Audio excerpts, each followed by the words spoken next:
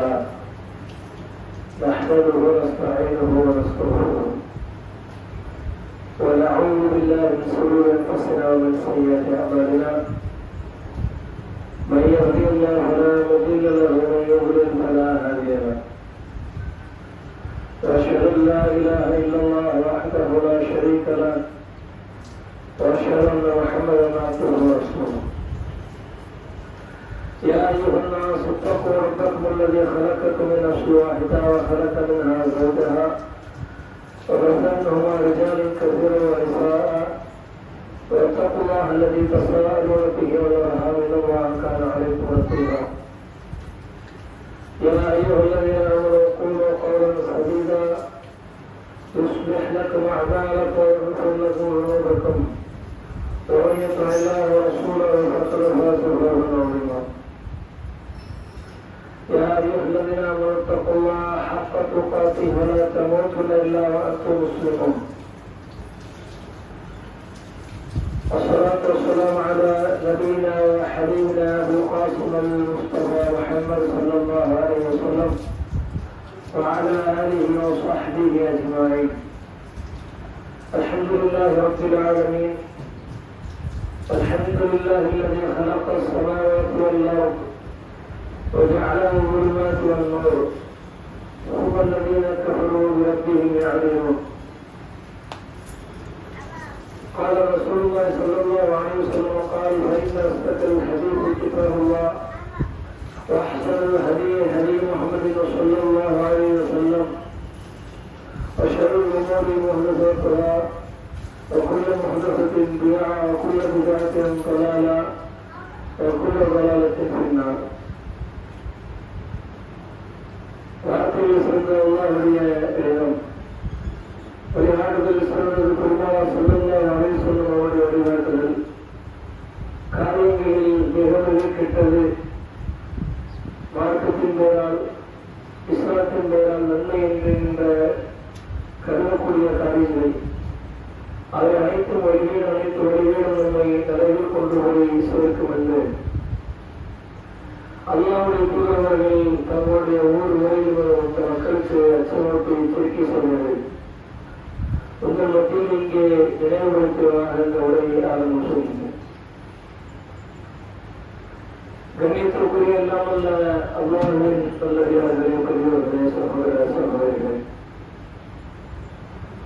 அல்லாஹ்வுடைய பெயரால் அல்லாஹ் ரப்பல் ஆலமீன் நம்மை விதியாக்கிய அல்லாஹ்வுடைய கடமையை நிறைவேற்ற வேண்டும் என்கின்ற ஆர்வத்தில் நாம் எல்லாம் இங்கே ஒன்றாக கூறியிருக்கின்றோம். நபிகள் ஸல்லல்லாஹு அலைஹி வஸல்லம் அவர்கள் சொல்லிக் காட்டினார்கள், சூரியன் உதிக்கக்கூடிய நாட்களில் மிகச்சிறந்த நாள் யௌமுல் ஜும்ஆ, இந்த வெள்ளிக்கிழமை என்று சொன்னார்கள். அன்றுதான் ஆதம் அலைஹிஸ்ஸலாம் அவர்கள் படைக்கப்பட்டார்கள், அன்றுதான் அவர்கள் மரணமடைந்தார்கள். சூரியனக்கூடிய நாள் இந்த வெள்ளிக்கிழமையில் தான், உயிர்களுக்கு கொடுத்து எழுப்பப்படக்கூடிய நாள் இந்த வெள்ளிக்கிழமைதான் என்று எனவே இந்த வெள்ளிக்கிழமையிலே இன்று அதுவரை இந்த ஜும்மாவுடைய நாளில் சலாத்துக் கூறுங்கள் என்று அல்லாஹ்வுடைய தூதரவர்கள் நமக்கு ஆர்வப்பட்டிருக்கின்றார்கள். அன்புக்குரிய சகோதரர்களே, சகோதரிகளே, இந்த உலகத்திலே அல்லாஹ் ரப்பல் ஆலமீன் பவித்திரத்துடன் கூடிய ஒரு படைப்பாக நம்மை படைத்திருக்கின்றான். நாம் இந்த உலகத்தில் மேற்கொள்ளக்கூடிய எந்த விதமான நடவடிக்கைகளும் செயல்பாடுகளும் நாம் பேசக்கூடிய பேச்சுக்களோ எதுவுமே நம்முடைய உண்மையோடு முடிந்து வரக்கூடிய காரியங்கள் அல்ல. மறுமை வரை வரக்கூடிய அவருடைய நன்மைகளும் வரலாம், அவருடைய தீமைகளும் வரலாம். இன்னும் கூடுதலான சூழ்நிலாக இருந்தால் எந்த எச்சரிக்கையோடு நாம் இருக்க கடமைப்பட்டிருக்கிறோம். ஏனென்றால் நாம் செய்யக்கூடிய எந்த ஒரு காரியமும் நம்முடைய நடவடிக்கையும் நம்முடைய மறுமை வாழ்வை பாதிக்காத வரையில் நாம் பார்க்கக்கூடிய கடமைப்பட்டிருக்கின்றோம். அற்புதமாக நினைக்கக்கூடிய காரியங்களாக இருக்கும். ஆனால் மிகப்பெரிய நஷ்டத்தில் மறுமையை சந்திக்க வேண்டியது இருக்கு. சாதாரணமாக நினைத்திருப்போம், அது மறுமையில் நம்முடைய நன்மைகள் அனைத்தையும் பறிகொடுத்து நிற்க வேண்டிய சூழ்நிலைக்கு தள்ளும். நாம் இந்த உலகத்திலே வாழக்கூடிய நேரத்தில் மார்க்கம் இடையெல்லாம் அடிப்படையாக நமக்கு கற்றுத் தந்திருக்கின்றோம். அதன் அடிப்படையில் அந்தந்த செயல்களை அமைத்துக் கொள்ள கடமைப்பட்டிருக்கின்றோம். நபிகள் நாயகம் ஸல்லல்லாஹு அலைஹி வஸல்லம் அவர்கள் நமக்கு மிக முக்கியமான ஒரு எச்சரிக்கை செய்திருக்கின்றார்கள். எந்த விதமான எச்சரிக்கை என்று சொன்னால் அது நம்முடைய உள்ளம் சம்பந்தப்பட்ட எச்சரிக்கை. அலா அறிந்து கொள்ளுங்கள், இன்னஹுல் ஜஸது முதுவா, உங்களுடைய உடம்பில் ஒரு சதைப்பகுதி இருக்கின்றது.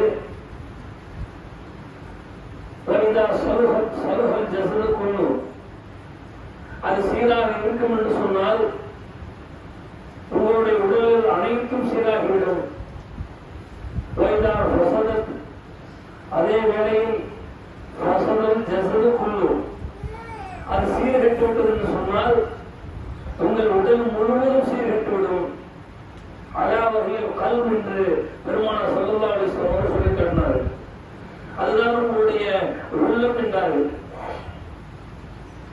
அது உள்ளத்தை நாம் சீர்படுத்தி வைத்துக் கொண்டோம் என்று சொன்னால் நம்முடைய காரியங்கள் சீராகும், நம்முடைய பார்வை சீராகிவிடும், நாம் பேசக்கூடிய பேச்சுக்கள் சீராகும். அவர் உள்ளத்தை சரி செய்யக்கூடிய, உள்ளத்தை தன்னுடைய இரண்டு கைகளுக்கு விரல்களுக்கும் இடையில் அல்லாஹ் ரப்பல் ஆலமீன் வைத்திருப்பதாக ரசூலுல்லாஹி ஸல்லல்லாஹு அலைஹி வஸல்லம் சொல்லி காட்டினார். தான் நாடியவர்களை அல்லாஹ் நேர்வழியில் விடுகின்றான், தான் நாடியவர்களை அல்லாஹ் ரப்பல் ஆலமீன் வழிகேட்டில் விட்டு விடுகின்றான். அது இறைவனுடைய கையிலே இருக்கின்றது என்று நபி ஸல்லல்லாஹு அலைஹி வஸல்லம் அவர்கள் அதிகம் உள்ளங்களை பரட்டக்கூடியவனே, என்னுடைய உள்ளத்தில் உடைய மார்க்கத்திலே நிலைத்திருக்க வேண்டும் என்று அல்லாஹ்வுடைய தூதர் அவர்கள் பிரார்த்தனை செய்யக்கூடியவர்களாக இருந்தார். அவை எந்தெந்த காரியங்கள் எல்லாம் உள்ளம் தடுமாறுகின்றது, பொருளாதாரம் சம்பந்தப்பட்ட காரியங்கள் வந்துவிட்டது என்று சொன்னார். அதுல எந்த அளவுக்கு நம்முடைய உள்ளங்கள் தடுமாறுகின்றது, தான தர்மங்கள் விஷயத்துல, தொழுகை விஷயத்தில் நம்முடைய உள்ளம் எந்த அளவுக்கு தடுமாறக்கூடிய நிலையிலே இருக்கின்றது. இன்னைக்கு ஜும்மாவுடைய இந்த நாள், ஜும்மாவுடைய தொழுகையில் வரக்கூடிய கூட்டம் ஏனைய தொழுகையில் வர மறுப்பது ஏன்? இந்த ஜும்மாவுடைய நன்மை அறிந்த நாம், அந்த வெள்ளிக்கிழமையுடைய புனிதத்தை அறிந்த நாம், அந்த ஒட்டகத்திலோ ஆடையோ மாடையோ அல்லது கோழையோ கோழியினுடைய முட்டையோ இப்படி நன்மைகள் வகைப்படுத்தப்பட்டிருக்கிறது. இந்த நன்மைகளை அறிந்திருக்கின்றோம்.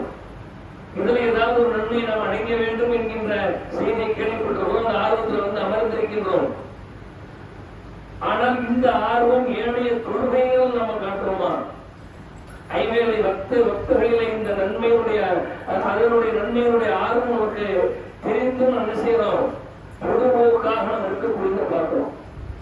இன்னும் கூடுதலாக ஜும்மாவுடைய நன்மையிலும் சிலர் என்ன செய்யறாங்க, இழக்கக்கூடியதை பார்க்கின்றோம். ஜும்மாவிற்கென்று மிக சிறந்த ஒரு ஒழுங்கை பெருமானார் ஸல்லல்லாஹு அலைஹி வஸல்லம் சொல்லி காட்டினார். அதுக்கு ஒரு சம்பவத்தையும் என்ன செய்யறாங்க, அல்லாஹ் ரப்பல் ஆலமீன் அந்த அதை விட்டு வசனத்தையும் திருமுறை குர்ஆனிலே இறக்கியுள்ளார். இந்த ஜும்மாவுடைய நாளில இமாம் உரை நிகழ்த்துவதற்கு முன்பு நாம் ஒரு காரியத்தை செய்யணும். இங்கே வரக்கூடியவர்கள் கஷ்டமையோடு ஒரு அரிசியத்தில் என்று சொல்லி காட்டினார். செவிதாய்த்தி வாய்மொழி இந்த ஜும்மாவுடைய உரையை கேட்க கடமைப்பட்டுள்ளோம். ஏனைய கூட்டங்களோ திருமுறை பிரச்சாரங்களோ பயானோ அவைகளை கேட்பதற்கென்று ஒழுங்குகளை நமக்கு மார்க்கம் சொல்லித் தரல. பொதுவாக மற்ற கூட்டங்களோ மற்ற உரைகளோ கேட்பதை விட இந்த ஜும்மாவுடைய உரையை கேட்பதற்கென்று பிரத்யேகமான ஒழுங்குகள் இருக்கின்றது. இரண்டு விதமான அடிப்படை. ஒன்று, இமாம் உரை நிகழ்த்துவதற்கு முன்பு உள்ளே ஆஜராகி விடுவது. அந்த மாணவர்கள் என்ன செய்யறாங்க, ஒவ்வொரு தூண்களிலும் ஒவ்வொரு இடங்களிலும் அந்த பள்ளியை நின்று கொண்டிருக்கிறார்கள். பள்ளியில வரக்கூடியவருடைய பெயர்களை பதிவு செய்யறாங்க. அல்லாஹ்வுடைய தூதர் சொல்லி காட்டுறாங்க. பள்ளியிலே வரக்கூடிய பெயர்களை பதிவு செய்து விட்டு அந்த பெயர்களை அந்த ஏட்டை மூடி வைத்து விட்டு உரை கேட்கக்கூடிய நேரத்தில் நம்மோடு நம்மாக அமர்ந்து கொண்டு அவர் உரை கேட்டுக் கொண்டிருக்கிறார். அது எப்பொழுது வரை இந்த பெயரை பதிவு செய்கிறார்கள் மிக முக்கியமானது. உரை ஆரம்பிக்க துவங்கியவர்கள் அவர் மூடுகிறார்கள். அப்ப முதலாவது என்ன செய்யணும்? நாம் அதை குறிப்பிட்ட நேரத்திற்குள்ளாக வருபவர்களுக்கு தான் அந்த குர்பானி கொடுக்கக்கூடிய நன்மையும் கிடைக்கின்றது. அதனுடைய இந்த பெயர்களை வழக்குமார்கள் பதிவு செய்யக்கூடிய அந்த பெயர்களும் உடைய பெயரிடம் வரும். அப்ப குறிப்பிட்ட நேரத்திற்கு உள்ளாக விரைந்து வரணும். எப்படி ஒரு ஆபீஸ் நம்ம டைம் கொடுத்துருக்காங்க சொன்னா, எப்படி ஒரு அப்பாயின்மெண்ட் நம்முடைய நேரம் குறிப்பிட்டால் அந்த நேரத்துக்கு 10 நிமிடத்துக்கு முன்பதாக போய் நிற்கிறோமா இல்லையா? இந்த ஒரு பஞ்சுவாலிட்டி ஜும்மாவுடைய தினத்தில் நமக்கு வர மாட்டேன். குறிப்பிட்ட நேரத்தில் உள்ளாக வருவது என்பதை வரக்கூடிய காலங்களில் நாம் சரி செய்து கொள்ள வேண்டும். 10 நிமிஷம் இருக்கு, அதுக்கு முன்பாக நாம் அங்கே ஆஜராக வேண்டும், நன்மையை பதிவு செய்து கொள்ள வேண்டும் என்கின்ற ஆர்வம் இருக்கணும். அப்ப இந்த மாதிரியா உள்ள நம்ம சீக்கிரம் வந்து கொடுத்ததற்கு பிறகு இங்கே வந்து அமர்ந்து உரை கேட்பதற்கு ஒரு நேரத்துக்குள்ளாக உள்ளே வருவது. இரண்டாவது உரை கேட்பதற்கு என்ன உள்ளது என்று சொன்னால் செவிதாழ்த்தி வாய்மொழி கேட்க வேண்டும். எப்படிப்பட்ட அமைதி, எப்படிப்பட்ட கவனிப்புடன் இருக்க வேண்டும் என்று சொன்னால் அருகிலே இருப்பவர்களிடத்தில் பேசாதே என்று சொல்வதை கூட மாற்றம் தரத்திருக்கின்றது. கீழே கிடைக்கக்கூடிய கல்லையோ அந்த கொச்சியோ நகட்டி கொண்டு காலக்கிட்ட கிடந்திருக்கோம், அந்த லைட்டில் இருந்து வர போடுறது. வாட்சியை போன முன்னாடி வச்சிருக்கோம், அதை போன லைட்டை நகட்டி வைக்கிறது. சிலர் என்ன செய்வாங்கன்னு சொன்னா உங்களோட உரை ஓடிக்கொண்டிருக்கக்கூடிய நேரத்தில் மணி பார்ப்பாங்க. மெசேஜ் எதுவும் வந்திருக்காங்க பார்க்கக்கூடிய இளைஞர்களும் இன்றைக்கு இருந்து கொண்டிருக்காங்க. வேதனையான செய்தி. ஜும்மாவுடைய நாளில் அமர்ந்து கொண்டு அவர்கள் பொழுதுக்கும் அவர்கள் தங்களுடைய மொபைல் போனில் மூழ்கி இருக்கக்கூடியதை பார்க்கின்றோம். தன்னுடைய அறிவு, ஆற்றல், சிந்தனை, திறன் அனைத்தும் அந்த விளையாட்டில் மூழ்கி கொண்டிருக்கக்கூடியது, அந்த மொபைல் போனில் மூழ்கி கொண்டிருக்கக்கூடியதை பார்க்கின்றோம். பகல் முழுவதும் மூழ்கி கொண்டிருக்கக்கூடிய அவன் இந்த ஜும்மாவுடைய நேரத்தில் என்ன செய்ய முடியல, சும்மா இருக்க முடியல. அங்கே இருந்து கொண்டு வாட்ஸ்அப் ஸ்டேட்டஸை பார்க்கிறாங்க, ஒரு மெசேஜ் வந்திருக்காங்க என்று பார்க்கக்கூடியதை பார்க்கின்றோம். இப்படியாக ஜும்மா வீணடிக்கின்றார்கள். அப்ப அருகிலே இருக்கக்கூடியவர்களை பேசாதே என்று சொல்வது நல்ல செயலா கெட்ட செயலா? நல்ல செயல் தானே. இப்படியாக ஒவ்வொருவரும் அவர்கள் இருக்கக்கூடிய இடத்துல பேசாது என்று சொன்னார், பேசாது என்று ஒவ்வொருவரும் சொல்லிக் கொண்டிருந்தோம் என்று சொன்னால் அங்கே சலசலப்பு ஏற்படுகின்றது. அதை கூட அல்லாஹ்வுடைய தூதர்கள் கிடைக்கின்றார்கள். எப்படியாக ஒரு சம்பவம் நடைபெறுகிறது என்று சொன்னால் நபிகள் நாயகம் ஸல்லல்லாஹு அலைஹி வஸல்லம் அவர்கள் மக்களுக்கு உரை நிகழ்த்திக் கொண்டிருக்கிறார்கள். ஜும்மாவுடைய மெம்பரில் நின்று கொண்டு அப்பொழுது வியாபாரத்தை பொறுத்து சகாபாக்கள் எல்லாம் அமர்ந்திருக்கிறார்கள். வியாபாரம் பார்க்க கொண்ட சகாபாக்கள் வியாபாரத்தை விட்டு ஜும்மாவுடைய உரை கேட்பது அவர்கள் மெம்பரில் நிற்கலாம் அமர்ந்திருக்கிறார்கள். வெளியிலே பார்த்தா ஜும்மாவுடைய நேரத்தில் இந்த உரையை ஓடிக்கொண்டிருக்கக்கூடிய நேரத்தில் வியாபார கூட்டம், வணிக கூட்டம் வரக்கூடிய நேரத்தில் செஞ்சுறாங்க. பெரும்பாலான சகாபாக்கள் இருந்து ஓடுகிறார். வியாபாரத்தை கைப்பற்ற வேண்டும், வியாபாரத்திலே உள்ளிட்ட வேண்டும் என்கின்ற அந்த ஆசிரியர் செஞ்சார்கள், இருந்து ஓடிவிடுகின்றார்கள். அந்த இடத்தில் அல்லாஹ் அவர்களுக்கு அவர் வசனங்களை இறக்குகின்றான்.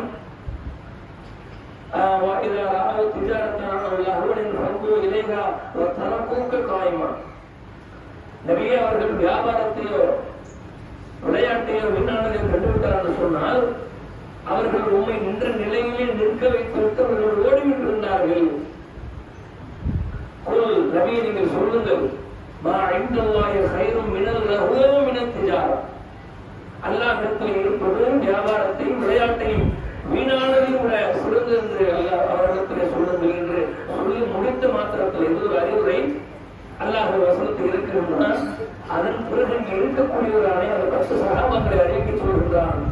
அல்லாஹ் ரப்பல் ஆலமீன் அஸ்வத்துல் பஷர் என்று படிப்பவன் சொர்க்கத்துக்கு நன்மாராயம் புறப்பட்ட சகாபாக்கள் என்று அந்த இடத்துல அவர்களுடைய பேர் உறுதியாகின்றது.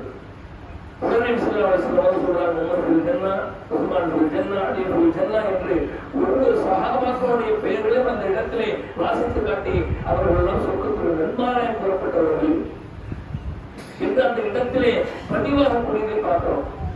அவர் விளையாட்டா நாம் நினைத்துக் கொண்டிருக்கின்றோம். ஜும்மாவுடைய நாள் என்பது, ஜும்மாவுடைய உரை கேட்பது என்பது அந்த குறிப்பிட்ட மணி நேரங்கள் இமாம் உரை நிகழ்த்த மெம்பரிலே ஏறியதில் இருந்து தொழுகை முடியும் வரை இருக்கக்கூடிய நேரங்கள் என்பது ஒரு புனிதமான ஒரு நேரம், மிக கட்டுப்பாட்டுடன் இருக்க வேண்டிய ஒரு நேரம். ஏனைய காலங்களில் பள்ளியில் அரட்டடித்திருப்போம், வாசல் 5-10 பேர் உட்கார்ந்துருப்பாங்க, ஒருவன் ஆர்வமாக உள்ளே போகக்கூடியவனை நிறுத்துவாங்க. இங்க ஒரு குத்துவாதம் என்ன செய்ய விளையாடுவோம், வாய்ப்போட நேரத்தை செலவு செய்ய தூள ஆரம்பிச்சு குறைக்கிறான். இப்படி சொல்ல இப்படியாக இந்த ஜும்மாவுடைய நன்மைகளை பல வகைகளில் என்ன செய்யறோம், நாம வீணடித்துக் கொண்டிருக்கக்கூடியது பார்க்கிறோம். இப்படியெல்லாம் நாம இந்த ஜும்மாவுடைய நன்மையை அறிந்து கொள்ளாமல் நாம் செய்யக்கூடிய சிறு சிறு தவறுகளினால் ஏற்படக்கூடிய அந்த பாதிப்புகளை பார்த்தோம் என்று சொன்னால், இன்னும் சிலர் தொடர்ச்சியாக ஜும்மாக்களை விடக்கூடியவர்களை பார்க்கிறோம். தொடர்ச்சியாக 3 ஜும்மாக்களை விடுகின்றார்களோ அவர் இஸ்லாத்துடைய வட்டத்திற்கே உயர்வு விடுத்தார்கள். இப்படி நாம நம்முடைய நன்மைகளை பால்படுத்தக்கூடிய காரியங்கள் நாம செய்யக்கூடிய செயல்களினால் நம்முடைய மறுமை வாழ்வு பாதிக்கக்கூடிய நிகழ்வுகள் ஏற்படுகின்றது. இது மாதிரியான செயல்கள் என்ன செய்யணும், நாம வரக்கூடிய காலங்களில் இருந்து நாம கற்றுக் கொள்ள வேண்டும். அவருடைய தொடர்ச்சி சாளர்கள்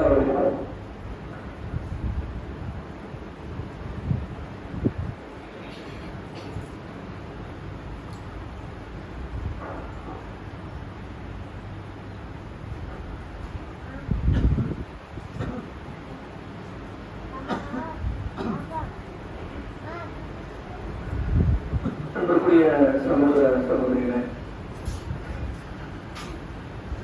நபிகள் நாயகம் ஸல்லல்லாஹு அலைஹி வஸல்லம் அவர்கள்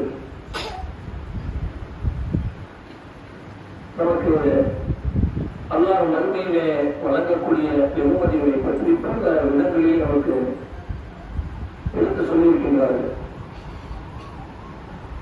எப்படிப்பட்ட வெகுமதி என்று சொன்னால், நாம் இந்த உலகத்தில் வாழக்கூடிய நேரத்தில் நம்முடைய செயல்களினால் கிடைக்கக்கூடிய சுகன வாழ்க்கையோ மறுமையினுடைய வாழ்க்கையோ எந்த அளவிற்கு பாதிக்காத வகையில் நாம் பார்த்துக் கொள்ள வேண்டுமோ, அப்படி ஒரு மனிதன் இந்த உலகத்திலே சாலியான நல்லடியாராக அல்லாஹ்வும் அல்லாஹ்வுடைய தூதரும் எதை காட்டி தந்தார்களோ அதனுடைய சாராம்சத்தை உயிர் மூச்சு உள்ளவரை உறுதியோடும் பற்றோடும் கடைபிடித்து வாழக்கூடிய நன்மக்களுக்கு அல்லாஹ் மிகப்பெரிய வெகுமதிகளை தயாரித்து வைத்திருக்கிறார். எப்படிப்பட்ட வெகுமதி என்று சொன்னால்,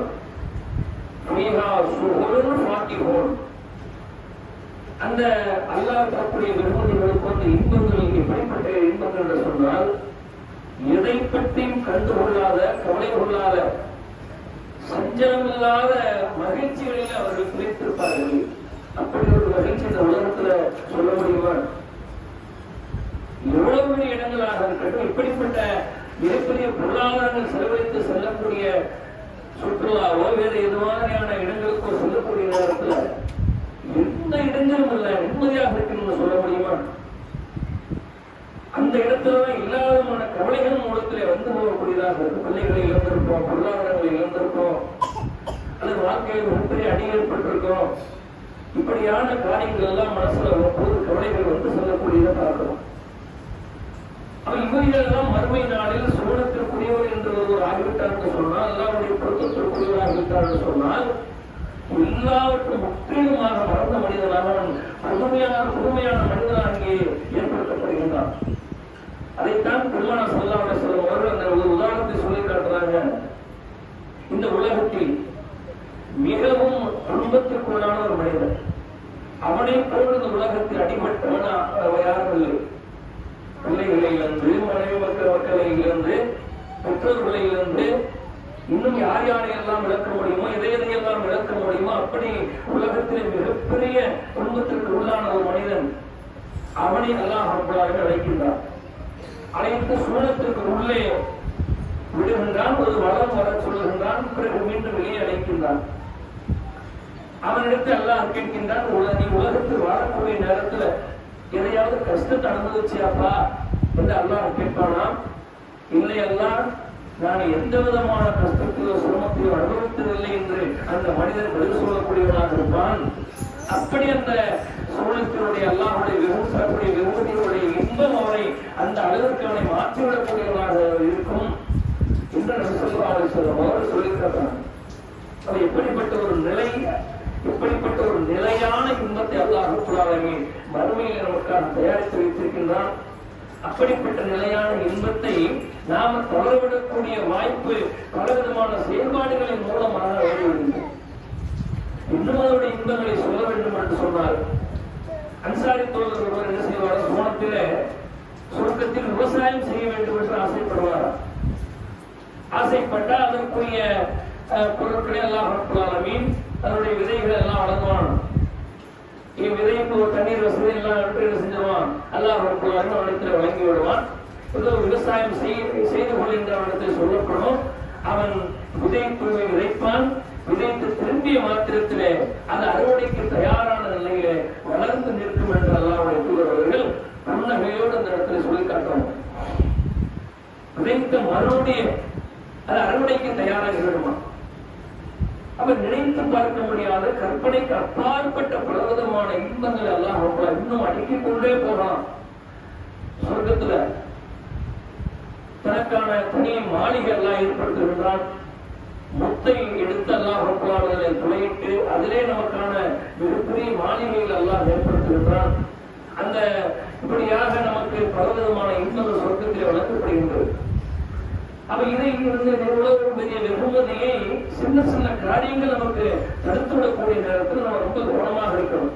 அவர்கள் சொல்லி காட்டுறாங்க, லாயித்து ஜன்னா, சொர்க்கத்திற்கு நுழையவே மாட்டார். யார் என்று சொன்னால் மண்கான கல்வியை முற்கால வேகத்தில் நிற்கின்றோம். எவருடைய உள்ளத்தில் கடுகளவு அணு அளவு என்று சொல்லுவோமே அந்த அளவிற்கு தற்பெருமை இருக்கின்றதோ அவர் சொர்க்கத்தில் நுழையவே மாட்டார் என்று அல்லாஹ் சொல்லித்தாங்க. காரியம் மிகப்பெரிய காரியமா இருக்கு. ஆனா செயல் சின்ன செயலாக இருக்கின்றதா இல்லையா? விளைவு எவ்வளவு பெருசு. சோழத்திற்குள் நுழையவே மாட்டார் என்று சொன்னால் கடுகளவு அணு அளவு உள்ளத்திலே தற்பெருமை இருக்கக்கூடியவர். அல்லாஹ்வுடைய தூதரிடத்தில் சஹாபாக்கள் கேட்கிறாங்க, அல்லாஹ்வுடைய தூதரே, நாங்க எங்களிடத்தில் இருக்கக்கூடிய மனிதர்கள் எப்படி இருக்கிறோம் சொன்னா ஆடை அழகாகவும் எங்களுடைய அணிகலன்கள் காலணிகள் அழகாக இருக்க வேண்டும் என்று விளைவுகளுக்கு வாழக்கூடிய நேரத்துல அது எப்படி தற்பெருமையில பெருமையை சேர்ந்து விடுமா அல்லாஹ்வுடைய தூதரே என்று கேட்கக்கூடிய நேரத்துல அல்லாஹ்வுடைய தூதர் அவரிடத்துல சொல்றாங்க, இன்னல்லாஹ ஜமீல், அல்லாஹ் அழகானவன், அவன் அழகை விரும்புகின்றான். உங்களை நீங்களே அழகுபடுத்திக் கொள்வதோ உங்களை நீங்களே அலங்கரித்துக் கொள்வதோ பெருமை வந்துவிடாது. பெருமை என்றால் என்னவென்று ஒட்டுமொத்த உலகத்திற்கு அவர்கள் பாடுபடுத்துகின்றார்கள். அது கிபர், மற்றவர்கள் சத்தியத்தை மறுப்பது, மனிதர்களை மட்டமாக நினைப்பது. இப்படிப்பட்ட ஒரு இரண்டு வார்த்தைகளை பெருமை என்றால் என்ன என்பதை உலகத்திற்கு சொன்ன முதல் மனிதராக நபிகள் நாயகம் ஸல்லல்லாஹு அலைஹி வஸல்லம் அவர்களாகத்தான் இருக்க முடியும். எப்படிப்பட்ட ஒரு உதாரணம், நான் உயர்ரக ஆடைகளை அணிவதோ உயர்ரக காலணிகளை அணிவதோ பெருமையில் சேருமா? அப்படி அதை அணிந்து கொண்டு வீட்டில் நடத்தக்கூடிய நேரத்தில் பெருமையிலே வந்துவிடுமா? மிகப்பெரிய வாகனங்களில் பயணிக்கக்கூடிய நேரத்தில் பெருமையில வந்துமா அல்லாஹ்வுடைய தூதரே என்று கேட்கக்கூடிய நேரத்துல நீ அதை பயணித்துக் கொள், அணிந்து கொள், அதை உறுத்திக்கொள். அதை உறுத்திய மாத்திரத்துல நான் தான் எல்லாவற்றுக்கும் மேலானவன், இவன் மட்டமானவன் என்கின்ற மனிதர்களை இழிவாக நினைக்கக்கூடிய மட்டமாக நினைக்கக்கூடிய தன்மையிடத்தில் வந்துவிடக்கூடாது. சத்தியத்தை மறுக்கக்கூடிய தன்மையிடத்தில் வந்துவிடக்கூடாது. சத்தியம் என்று சொன்னால் அல்லாஹ்வுடைய வேத மார்க்கம் அதே சத்தியத்திலே உலகத்தில் பொதுவான நியதி உண்மையை சத்தியம் வைத்திருப்பானா இல்லையா? பொதுவான ரூல்ஸ் அரசாங்கம் கொடுக்கக்கூடிய விதிகள் அவைகளுக்கெல்லாம் அப்பாற்பட்டு நாம் எல்லா இதற்கும் கட்டுப்படாது என்கின்ற துணையிலே நாம் நடந்து கொண்டோம் என்று சொன்னால் அது பெருமையில் சேர்ந்து விடும். அப்படிப்பட்ட பெருமை நம்மளுடைய சொந்த வாழ்க்கைக்கு ஒரு வேட்டு வைத்து விடும் என்று அல்லாஹ்வுடைய தூதர் அவர்கள் அதற்கு தடையாக இருக்கும் என்று சொல்லி காட்டக்கூடியதாக இது மாதிரியான காரியங்கள் நாம எச்சரிக்கையோடு இருக்க கடமைப்பட்டிருக்கிறோம். இது ஒரு வகையில நமக்கு நம்முடைய மறுமை வாழ்வை பாதிக்கக்கூடிய காரியங்களாக இருக்கின்றது. இது மாதிரியான செயல்பாடுகளை விட்டு நம்முடைய உள்ளத்தை நாம சரியாக வைத்துக் கொண்டோம் என்று சொன்னால் நம்முடைய எல்லா விதமான காரியங்களும் சரியாகிவிடும். உள்ளத்தை சீர்கட்டு வைத்துவிடும் என்று சொன்னால் நம்முடைய செயல்பாடு அனைத்தும் சீர்கட்டுவிடும் என்று அல்லாஹ்வுடைய தூதர் பெருமானார் ஸல்லல்லாஹு அலைஹி வஸல்லம் அவர்கள் ஒவ்வொரு உரையும் மக்களுக்கு விசேஷமாக எச்சரிக்கை விடுக்கக்கூடியவர்களாக இருக்கின்றார்கள். அன்புக்குரிய சகோதர சகோதரர்களே, இன்றைய ஜும்மாவுடைய சூழல் திருப்பூர் மாவட்டம் இந்திய நகருடைய கிளையினுடைய பள்ளி வாசல் கட்டுமான பணிக்காக நடைபெறுகின்றது. அல்லாஹ்வுடைய தூதர் அவர்கள் அல்லாஹ் சொல்லி தர்றாங்க, இந்த உலகத்தில் இருக்கக்கூடிய இடங்களில் இறைவனுக்கு மிக பிடித்தமான இடம் போது இருக்கிறது என்று சொன்னால் அது அல்லாஹ்வை வணங்கி வழிபடுவதற்காக கட்டப்படக்கூடிய மஸ்ஜிதுகள், ஆலயங்கள் இருக்கின்றன. அதுதான் இறைவனுக்கு மிக பிடித்தமான இடம். நமக்கு பல இடங்கள் பிடித்த இடங்கள் இருக்கும், ஆசையோடு நாம நினைத்து வைத்திருக்கக்கூடிய இடங்கள் இருக்கும், அதை போயிருப்போம், இனி போக வேண்டிய இடங்கள் இருக்கும். ஆனால் நம்மை பிடித்த அல்லாஹ் ரப்பல் ஆலமீனுக்கு ஒரு இடம் பிடிக்கிறது சொன்னால் அது அதை வணங்கி வழிபடக்கூடிய அந்த இடம்தான். அது அப்படிப்பட்ட பள்ளிவாசல்களுடைய கட்டுமான பணிக்கு நம்முடைய பொருளாதாரங்களை வாடி வழங்க நம்ம கடமைப்பட்டிருக்கோம். இது எந்த அளவுக்கு மறுமை நம்முடைய நன்மைகளை கொண்டு போய் சேர்க்கிறோம். சதக்கத்துல் ஜாரியாவாக, சதக்கா ஜாரியாவாக, அதாவது நாம நிலையான தர்மம், பயனுள்ள கல்வி, சாலைகளான குழந்தைகளை சேர்க்கக்கூடிய இந்த மூன்றும் தான் மரணத்திற்கு பிறகு மனிதனுக்கு கிடைக்கக்கூடிய பிரதிபலன்கள். அதிலே ஒன்று என்பது இந்த சதக்கத்துல் ஜாரியா, நிலையான தர்மம். இந்த பள்ளிவாசலுடைய பணிக்காக நாம் கொடுக்கக்கூடிய பொருளாதாரம் என்பது அங்கே சொல்லக்கூடிய திக்கு செய்யக்கூடிய அந்த நன்மைகளில் ஈடுபடக்கூடிய அந்த மனிதனுடைய நன்மை நம்முடைய கணக்கில் வரவு வருவா இல்லையா? அல்லாஹ்வுடைய தூதர் ஸல்லல்லாஹு அலைஹி வஸல்லம் அவர்கள் மஸ்ஜித் நபவிக்கு உள்ளே நுழைந்த உடனே மக்காவில் இருந்து ஹிஜ்ரத் செய்து மதீனா போறாங்களா இல்லையா?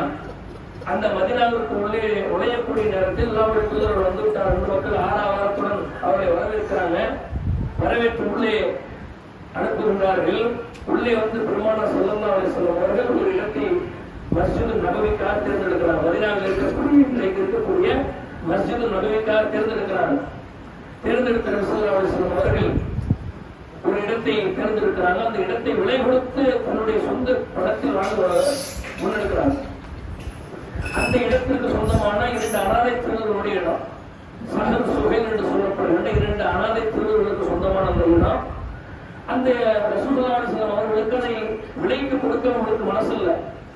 சும்மா எடுத்துக்கங்க அல்லாஹ்வுடைய தூதர்களே, விலையெல்லாம் வேண்டாம்னு சொல்றாங்க. அல்லாஹ்வுடைய தூதர் பிடிவாதமாக கடுமையாக அந்த இடத்திலே என்னுடைய பொருளாதாரத்தினால் தான் இந்த இடத்தை வாங்க வேண்டும் என்று அந்த இளைஞர்களுடைய பொறுப்பாளர்களுடைய பணத்தை கொடுத்து அந்த இடத்தை வாங்கி அவர்கள் கட்டிய அந்த பள்ளிதான் இன்றைக்கு வருமானமாக தொழித்துக் கொண்டிருக்கக்கூடிய மஸ்ஜித் நபவி. அப்ப அல்லாஹ்வுடைய தூதர்கள் பள்ளிவாசல் கட்டுமான இது மாதிரியான காரியங்களுக்கு முதல் ஆளாக செய்வாங்க. ஆர்வத்தோடு அவர்கள் வாங்கி இறைவனை வழங்கி வழிபடக்கூடிய அந்த இடத்துக்கு உதவி செய்யக்கூடியவர்களாக இருந்திருக்கிறாங்க. அதையெல்லாம் கணக்கில் கொண்டு மிகப்பெரிய நன்மைகளை வழங்கக்கூடிய மாதிரியான பணிகளுக்கு தர்மங்களுக்கு நம்முடைய பொருளாதார உதவிகளை அதிகமாக மல்லி கொடுக்கக்கூடிய நன்மக்களாக அல்லாஹ் ரப்பல் ஆலமீன் கொடுக்க வேண்டும். எதையெல்லாம் கேட்டோமோ அதன் அடிப்படையில் அல்லாஹ் ரப்பல் ஆலமீன் நம்மை ஆக்கி அருள்புரிவானாக. அல்ஹம்துலில்லாஹி ரப்பில் ஆலமீன். அஸ்ஸலாமு அலைக்கும் வரஹ்மத்துல்லாஹி வபரகாத்துஹு.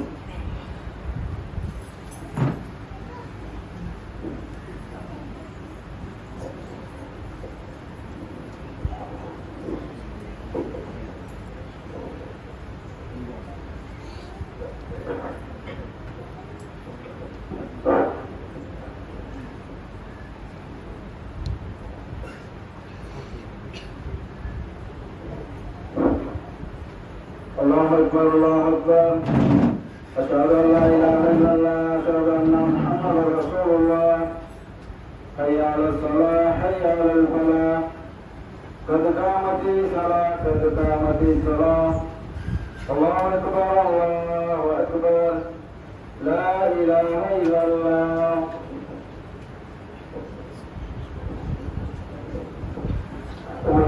வார்த்தைகளை யாராவதற்கு மன்னித்துக் கொள்ளுங்கள்.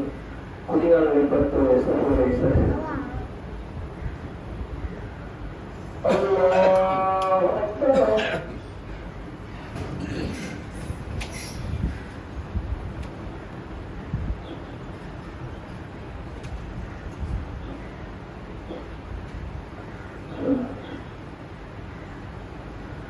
الحمد لله رب العالمين الرحمن الرحيم مالك يوم الدين إياك نعبد وإياك نستعين اهدنا الصراط المستقيم صراط الذين أنعمت عليهم غير المغضوب عليهم ولا الضالين آمين. هل أتاك حديث غاشية وجوه يومئذ خاشعة عاملة ناصبة تصلى نارا حامية تسقى من عين آنية ليس له طعام إلا من ضريع لا يسمن ولا يغني من جوع وجوه يومئذ ناعمة لسعيها راضية في جنة عالية لا تسمع فيها لاغية فيها عين جارية فيها سرر مرفوعة وأكواب موضوعة ونمارق مصفوفة وزرابي مبثوثة أفلا ينظرون إلى الإبل كيف خلقت وإلى السماء كيف رفعت وإلى الجبال كيف نصبت وإلى الأرض كيف سطحت فذكر إنما أنت مذكر لست عليهم بمسيطر إلا من تولى وكفر فيعذبه الله العذاب الأكبر إن إلينا إيابهم ثم إن علينا حسابهم الله أكبر.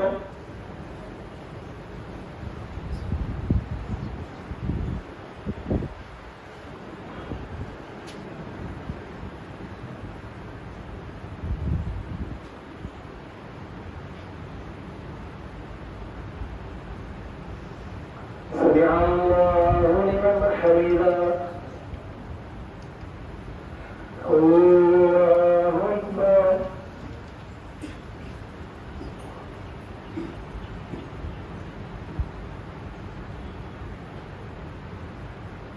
الله أكبر الله أكبر.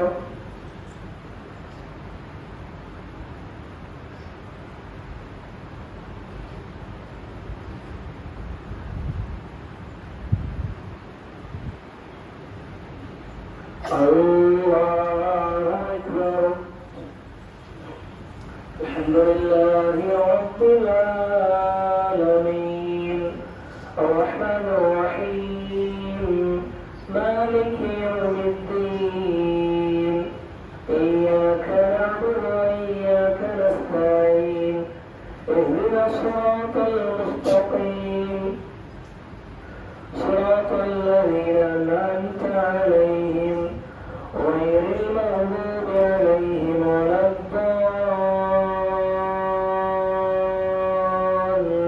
الضالين آمين.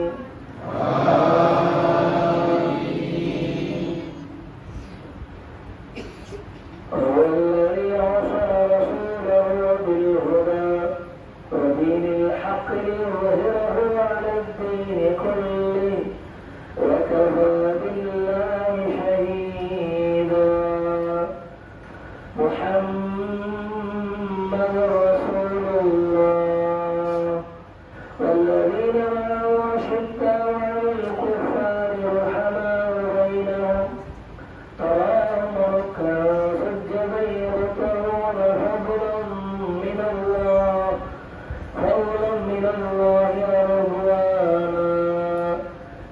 سيماهم في وجوههم من أثر السجود ذلك مثلهم في التوراة ومثلهم في الإنجيل كزرع أخرج شطره فآزره فاستوى على سوقه يعجب الزراء ليغيظ بهم الكفار وعلى الله الذين آمنوا وعملوا الصالحات منهم مغفرة وأجرا عظيما.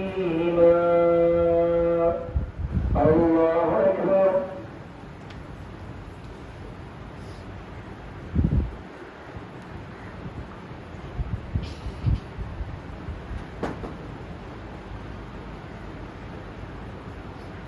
سمع الله لمن حمده. الله أكبر.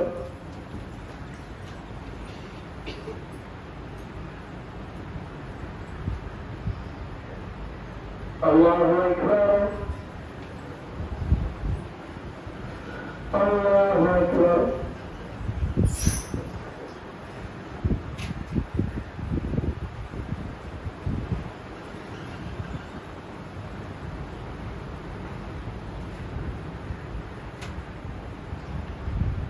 الله أكبر.